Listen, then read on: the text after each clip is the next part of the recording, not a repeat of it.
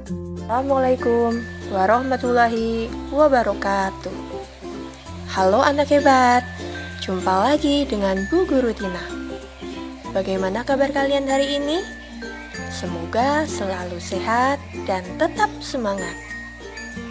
Anak-anak hebat, pada pertemuan kita kali ini kita akan belajar tematik kelas 2 SD MI, tema 1 hidup rukun, subtema 1 hidup rukun di rumah, pembelajaran 1.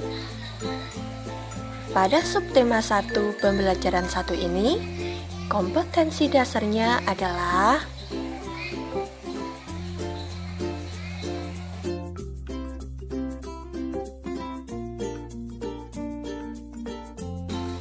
dan tujuan pembelajaran yang ingin dicapai adalah dengan diberikan teks cerita tentang hidup rukun yang mengandung ungkapan, siswa dapat menyebutkan ungkapan yang terdapat pada teks cerita tersebut dengan tepat. Yang kedua, dengan diberikan teks percakapan tentang hidup rukun yang mengandung ungkapan, siswa dapat mengucapkan ungkapan yang terdapat pada teks percakapan tersebut dengan tepat. Ketiga, dengan diberikan kumpulan kubus lebih dari 100, siswa dapat menyatakan kumpulan objek dengan bilangan sampai dengan 999 dengan benar. 4. Dengan diberikan kumpulan kubus lebih dari 100, siswa dapat membaca lambang bilangan sampai dengan 999 dengan tepat. 5. Dengan diberikan lagu anak, siswa dapat membedakan panjang pendek bunyi pada lagu anak dengan tepat. Dan yang terakhir 6. Dengan diberikan lagu anak, siswa dapat menampilkan panjang pendek bunyi pada lagu anak dengan tepat. Nah, sebelum pelajaran dimulai, ayo kita berdoa terlebih dahulu. Berdoa dimulai. Berdoa selesai. Anak-anak hebat, coba kita perhatikan gambar berikut. Dari keempat gambar, semua menunjukkan hidup rukun. Gambar pertama menunjukkan gambar Udin dan Eko saling berbagi makanan. Gambar kedua, Udin dan kakaknya sedang belajar bersama. Lalu, gambar yang ketiga menunjukkan Udin dan Edo sedang naik sepeda bersama. Yang terakhir, gambar keempat menunjukkan warga sedang bergotong royong membersihkan selokan. Coba, apakah anak-anak hebat selalu rukun dengan kakak, adik, atau saudara? Apakah anak-anak hebat rukun dengan teman-teman di sekolah? Iya dong Bu Guru, kami kan anak-anak hebat. Wah, semuanya memang hebat-hebat ya. Lalu, di mana dan kapankah kita harus menjaga kerukunan? Ayo. Ya, betul sekali. Jawabannya adalah di mana saja dan kapan saja. Seperti gambar tadi ya. Tadi gambar pertama menunjukkan hidup rukun di lingkungan sekolah. Gambar kedua menunjukkan hidup rukun di lingkungan keluarga. Sedangkan gambar ketiga, keempat menunjukkan hidup rukun di lingkungan masyarakat ya, rukun dengan para tetangga. Perhatikan gambar berikut. Nah, pada gambar ini menunjukkan keluarga Udin. Ada ayah, ibu, dan kakak Udin. Mereka sedang asik bercengkrama di ruang keluarga. mereka saling menyayangi satu sama lain.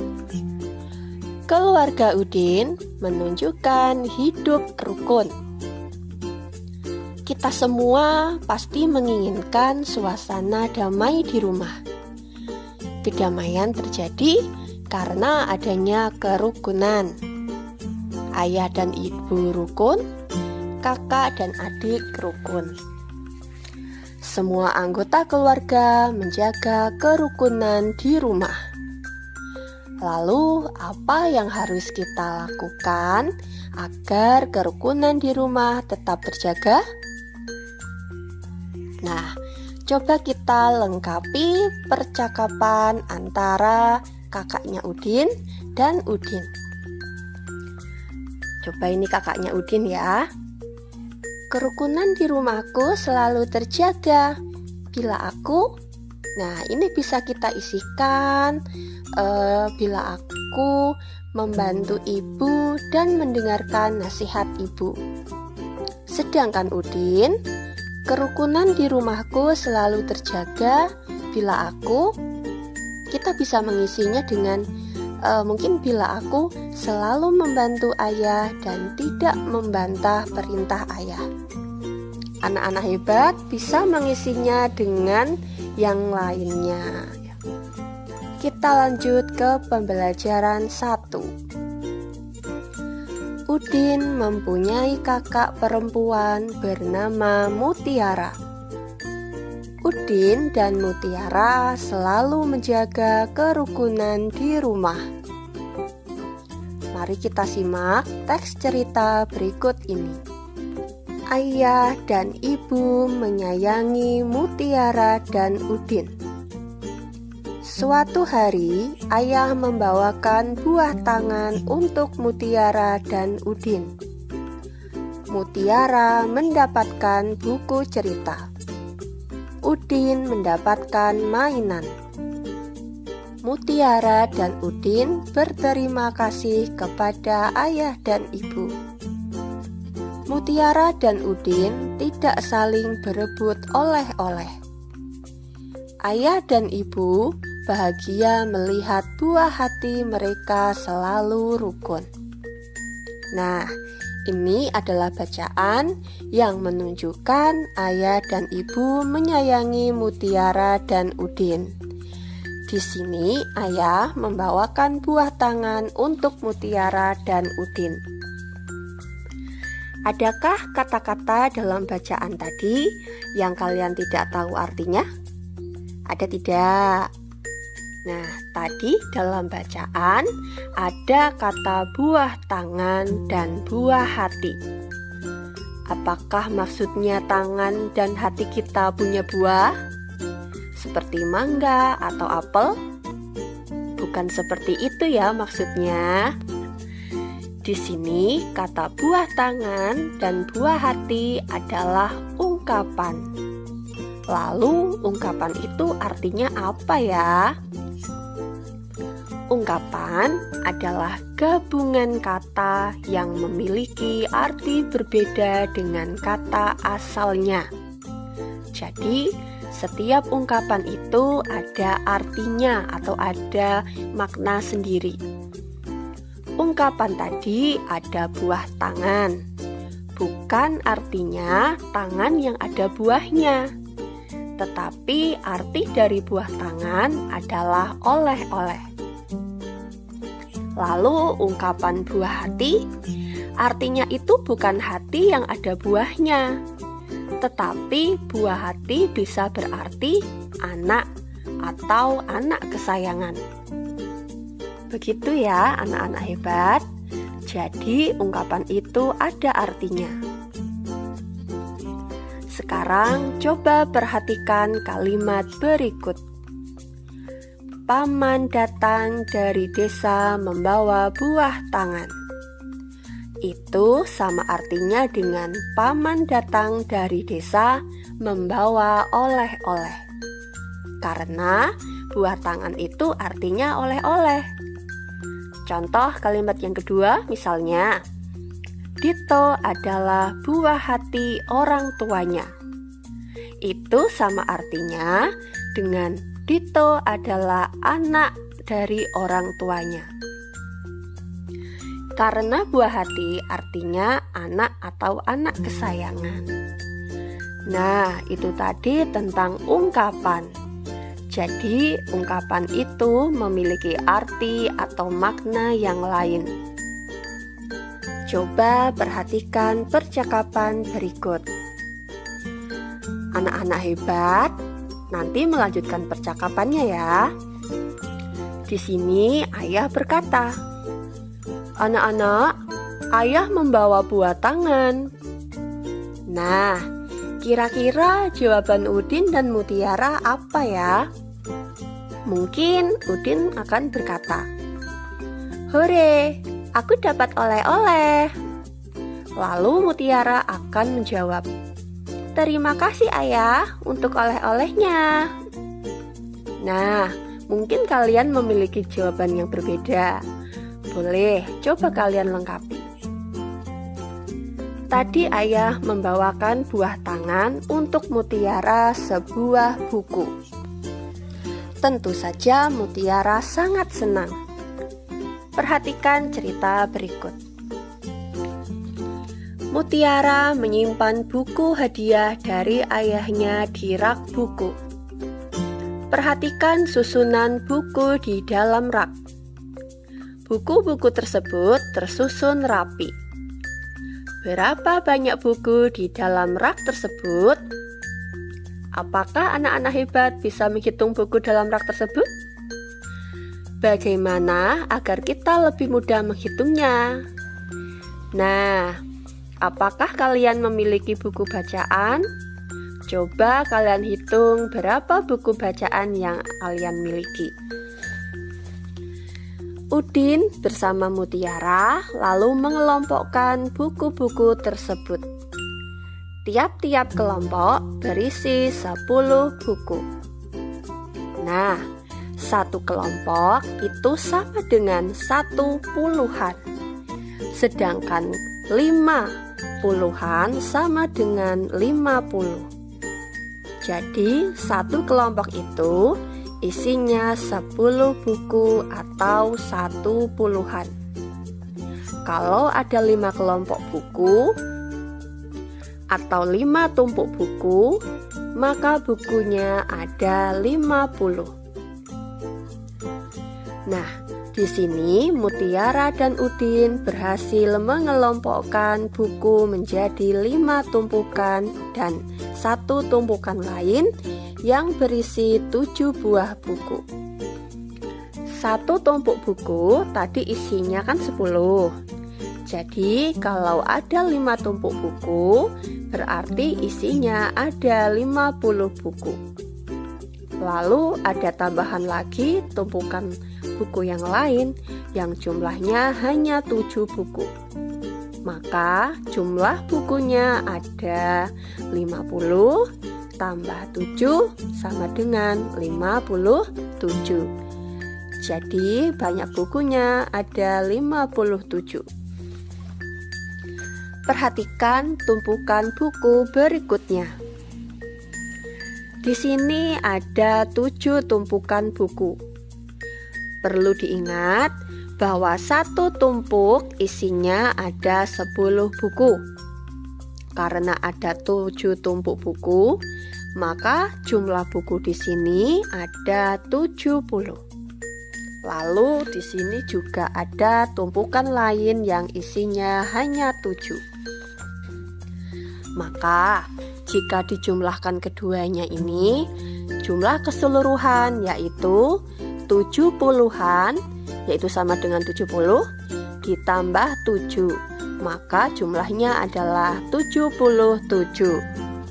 Sekarang perhatikan kembali buku-buku di dalam rak. Buku-buku dalam rak dapat dikelompokkan sebagai berikut. Ternyata ada 10 tumpukan buku. Artinya rak buku berisi 100 buku. Banyak sekali ya. Amati gambar berikut.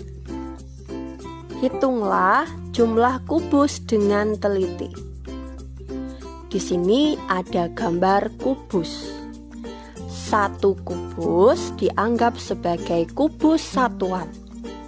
Kalau ada yang panjang seperti ini, kubus satuannya berjumlah 10. Digambarkan menjadi satu kubus puluhan. Jadi, jika kubus ada satu buah begini, dianggap sebagai satu kubus satuan. Dan jika ada 10 kubus satuan, dianggap sebagai satu kubus puluhan. Nah, perhatikan gambar kubus berikut. Ini adalah kubus puluhan. Kubus puluhan jika ada 10 bisa diganti dengan satu kubus ratusan.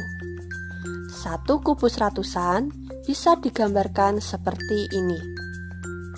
Lalu kubus puluhan yang berjumlah 10 dapat diganti dengan satu kubus ratusan. Kubus ratusan digambarkan dengan kubus satuan berjumlah 100. Nah, sekarang kita lihat gambar berikut. Kalau kumpulan kubus ini jumlahnya ada berapa ya? Kumpulan kubus ini terdiri dari satu kubus ratusan, satu kubus puluhan, dan ada kubus satuan. Mari kita hitung bersama. Di sini kubus ratusannya hanya ada satu tumpuk, maka jumlahnya adalah 100. Lalu kubus puluhannya ada 3 tumpuk, maka jumlahnya ada 30. Sedangkan kubus satuannya, kalau kita hitung secara cermat, jumlahnya ada 8. Maka jika semuanya kita jumlahkan menjadi 100 tambah 30 tambah 8 sama dengan 138. Jadi 138 dibaca 138. Agar semakin memahami, ayo kita kerjakan soal berikut. Nah, di sini banyak kubus ada. Di sini kubus ratusannya ada 1. Maka bisa dituliskan dengan 100. Ditambah di sini ada kubus puluhan yang jumlahnya 7. Maka bisa ditulis jumlahnya adalah 70. Lalu kubus satuannya hanya ada 1. Kita tulis 1. Maka 100 tambah 70 ditambah 1 sama dengan 171. Lalu ke soal berikutnya. Di sini kubus ratusannya ada 2. Maka nilainya adalah 200. Ditambah kubus puluhannya ada 7. Maka nilainya adalah 70. Sedangkan kubus satuannya jumlahnya ada 7. Maka kita tulis 7. Hasilnya 200 ditambah 70 ditambah 7 sama dengan 277. Sudah jelas kan anak-anak hebat? Sekarang kita akan belajar membaca bilangan. Ibu mempunyai bilangan ini. Ada angka 1, 4, 5. Kita membacanya bukan 1, 4, 5. Itu salah ya. Di sini angka 1 menempati nilai tempat ratusan, angka 4 menempati puluhan, dan angka 5 menempati satuan. Maka dibaca apa ya? Nah, karena angka 1 menempati ratusan, maka dibaca 100. angka 4 menempati puluhan, maka dibaca 40. Dan angka 5 menempati satuan, maka dibaca 5. Maka angka 145 dibacanya 145. Berikutnya ada angka 306. Apakah seperti itu membacanya? Bukan juga ya. Angka berapa yang menempati ratusan? Ya, angka 3. Lalu puluhannya, adakah puluhannya? Puluhannya angka 0 di situ. Dan satuannya adalah angka 6. Lalu bagaimana cara membacanya? Cara membacanya begini. 306. Karena di sini puluhannya 0, bukan dibaca begini 306, tapi dibaca 306. Selanjutnya ada angka 450. Angka 4 yang menempati ratusan, jadi dibacanya 400. Lalu puluhannya ditempati angka 5, dibacanya 50. Sedangkan satuannya diduduki angka 0. Cara membacanya adalah 450, bukan 450 ya. Sekarang kita akan belajar menulis lambang bilangan. Di sini ada bilangan 200. Maka ditulisnya, karena 200 berarti ada 3 angka. Angka 2 ditempatkan di depan sendiri. Ratus berarti nolnya ada 2. Berarti 200 menulisnya seperti ini. 200 ya, itu dibaca 200.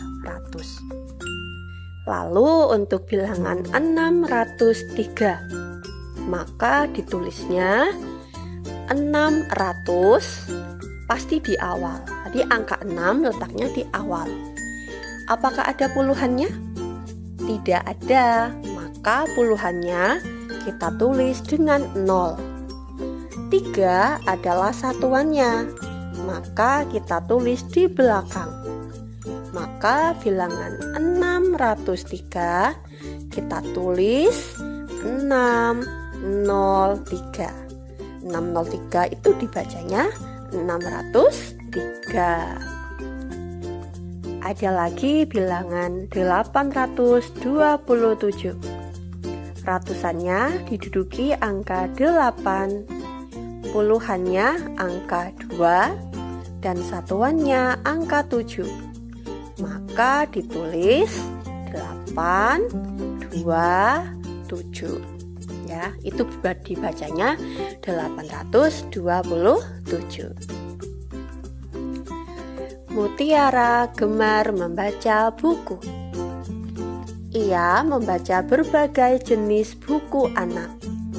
Ada buku cerita anak, ada buku pengetahuan, ada buku nyanyian.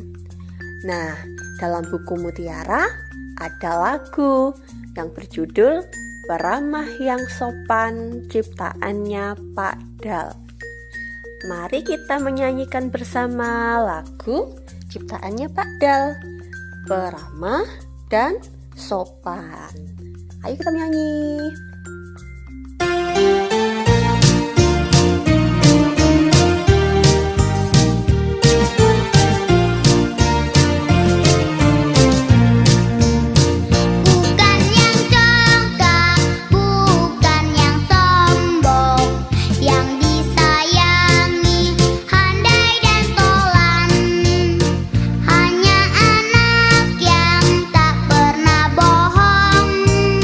Rajin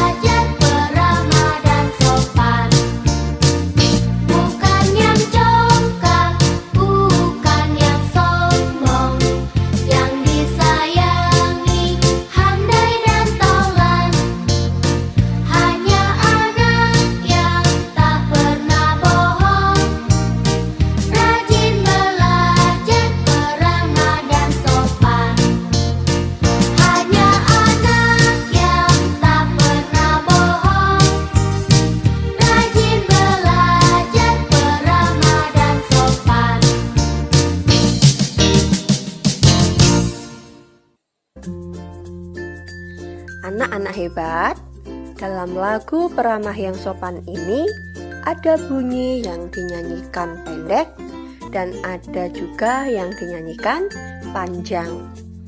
Apakah kamu sudah dapat membedakan panjang pendek bunyi pada lagu?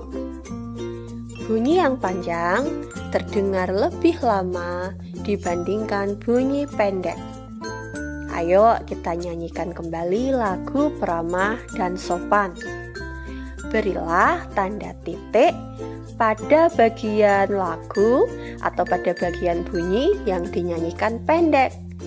Dan berilah tanda garis pada bagian lagu atau pada bagian bunyi yang dinyanyikan panjang. Kita coba lihat syair yang pertama. Bukannya congkak. Nah, tadi bukannya itu dinyanyikan pendek. Maka kita tulis tandanya dengan tanda titik. Bu itu titik, kan juga titik, nya titik. Lalu bagian congkak itu tadi dinyanyikan dengan panjang, maka kita tulis dengan garis. Cong, garis, ka itu juga garis ya, bunyi panjang. Kemudian syair yang kedua. Bukannya sombong. Nah, itu juga hampir sama tadi nadanya dengan yang syair pertama ya. Bukannya itu juga tanda titik. Lalu untuk sombong itu dinyanyikan panjang, maka kita beri tanda garis ya. Untuk som garis, bong juga garis. Lalu syair yang ketiga. Yang disayangi handai dan taulan. Yang disayangi. Nah, yang disa itu tadi dinyanyikan pendek, maka kita beri tanda titik. Lalu yang yangi itu dinyanyikan panjang, kita beri tanda garis. Kemudian handai dan taulan. Handai dan tau itu pendek, lan itu garis ya, karena dinyanyikan panjang. Lalu untuk syair yang keempat. Hanya anak yang tak pernah bohong. Nah, hanya itu dinyanyikan pendek, titik ya. Kemudian a, anak itu, a itu pendek, maka tandanya titik. Na itu garis. Yang itu tadi dinyanyikan panjang, kita beri garis. Tak pernah bohong. Nah, tak pernah bo itu dinyanyikan pendek, kita beri tanda titik. Lalu untuk hong itu dinyanyikan panjang, kita beri tanda garis. Syair yang kelima. Rajin bekerja. Rajin be itu dinyanyikan pendek, kita beri tanda titik. Kerja, ker itu panjang, maka kita beri tanda garis. Ja itu pendek, kita beri tanda titik. Lalu syair yang terakhir. Peramah dan sopan. Peramah dan so itu pendek, kita beri tanda titik. Lalu pan itu kita beri tanda garis. Begitu anak-anak hebat untuk pembelajaran kali ini untuk tema 1 hidup rukun, subtema 1 hidup rukun di rumah, pembelajaran 1. Semoga video pembelajaran ini bermanfaat untuk anak-anak hebat semua. Sampai ketemu di pembelajaran Bu Guru Tina selanjutnya. Tetap semangat belajar, sampai jumpa dan terima kasih.